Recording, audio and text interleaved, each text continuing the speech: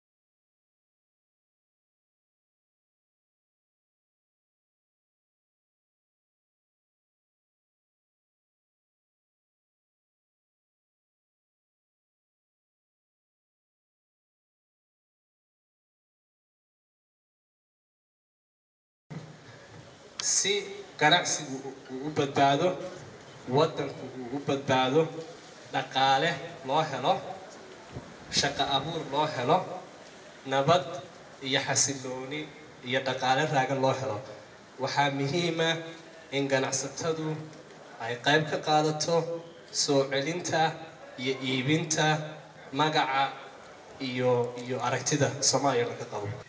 Ladies and gentlemen, this award is 6 months old. Can you believe that? We started preparing for this award. We designed, we consulted the World Bank through IFC, and we were very much encouraged. And we were discouraged also. Some people said, can you really do an award in Somalia? Then I said, why not? Thank you. And we said we were going to do it. And we did it. Is that not a milestone?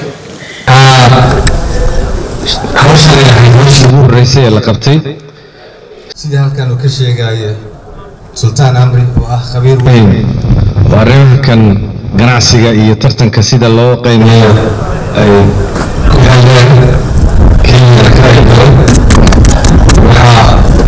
iyo kooxdiisii ku guuleysteen inay soo qiimeeyaan oo ay tagaan oo ay fiiriyaan ilaa 30 su'aaladood oo la weydiiyay sidii uga jawaabeen shirkadahaas uga jawaabeen ay meeshan tagaan markaa mid uga fiiriyaan run ahaan waxa ka jira jawaabtaas ay bixiyeen waa la isku dayay in si daahfuran loo guda galo qiimeyntaas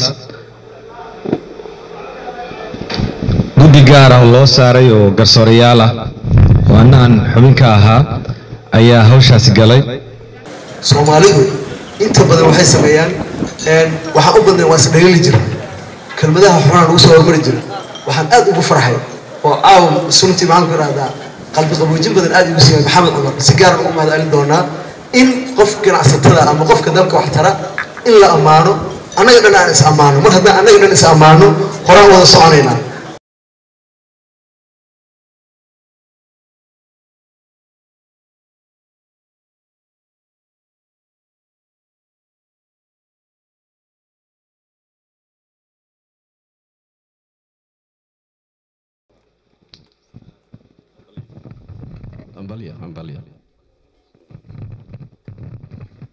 السلام عليكم وحن دما السلام يا دمان با متشرفتا كسو قيب شي حفلتن ما شاء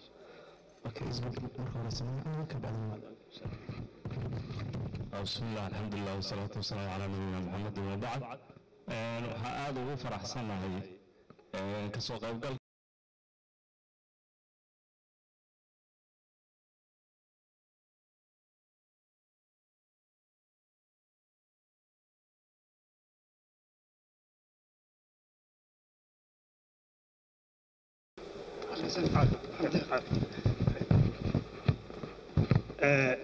waxaan ku soo dhaweynaynaa Jazeera Hotel abaalmarinta xagga suuqaynta sanadkan shirkadihii ka qayb qaatay tartanka